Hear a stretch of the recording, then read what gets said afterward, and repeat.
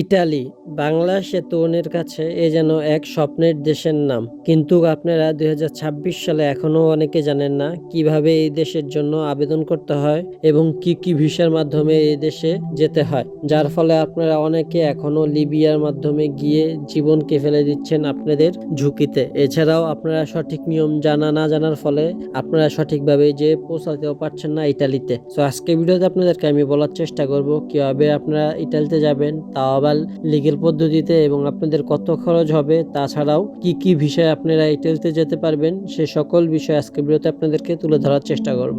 বাংলাদেশ থেকে মূলত 3টি প্রক্রিয়ার মাধ্যমে ইতালির ভিসা প্রক্রিয়া সম্পূর্ণ করা যায়। তার মধ্যে একটি হচ্ছে সিজনাল, একটি হচ্ছে নন সিজনাল, আর একটি হচ্ছে স্টুডেন্ট। এই 3টি প্রসেসের মাধ্যমে বাংলাদেশ থেকে ইটালির ভিসা হয়ে থাকে। কিন্তু বর্তমান সময়ে অনেক তরুণরাই এবং বেকাররা এই বিষয়গুলো না জানার কারণে কিন্তু অনেকেই জীবনের ঝুঁকি নিয়ে লিবিয়ার পথ বেছে নেয়, যার ফলে তাদের জীবনও ঝুঁকিতে যেমনে পড়ে, অপরদিকে তারা কিন্তু ঠিকভাবে যে ইটালিতে পৌঁছাতেও পারে না। আর যদিও কোনো না কোনোভাবে তারা ইটালিতে পৌঁছে যায়, অতঃপর কিন্তু ইটালির সরকারের নতুন আইনের কারণে কিন্তু তারা সেখানে থাকতে পারে না, পরবর্তীতে তাদের অন্য দেশে চলে যেতে হয়। এবার কথা হচ্ছে আপনারা কোন ভিসাতে যাবেন। যারা স্টুডেন্ট আছেন বা যারা শিক্ষিত, তাদের জন্য রয়েছে স্টুডেন্ট ভিসা।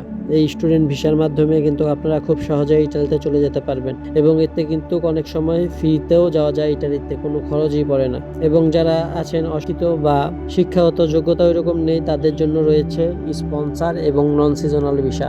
এই ভিসা বছরের 2-1 বার ফুলুসির মাধ্যমে ইটালিয়ান সরকার পৃথিবীর সকল দেশে সুযোগ দিয়ে থাকে, যার মধ্যে বাংলাদেশ রয়েছে।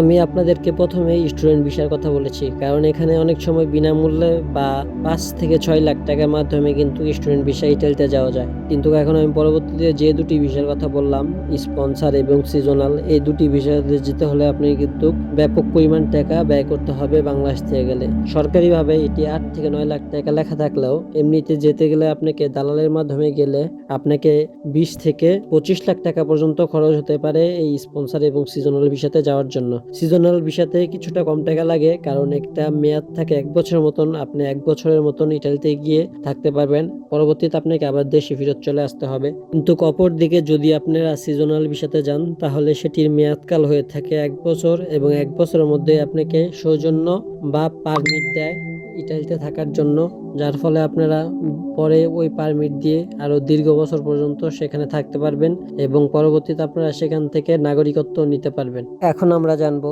যে একজন ব্যক্তির ইতালিতে যাওয়ার জন্য কি কি ডকুমেন্ট বা কাগজপত্রের প্রয়োজন হয়। এক্ষেত্রে আপনাদেরকে বলবো, যারা স্পন্সর এবং এগ্রিকালচার বা সিজনাল ভিসাতে যাবেন, তাদের ওরকম কোনো কাগজপত্রের প্রয়োজন হবে না। শুধু একটা পাসপোর্ট, যার মেয়াদ কমপক্ষে 6 মাস থাকতে হবে, এরকম একটি পাসপোর্ট এবং 2 কপি ছবি, একদম পাসপোর্ট সাইজ, এই দুটা হলেই কিন্তু হয়ে যায়, আর কিচ্ছু লাগে না ইটালির আবেদন।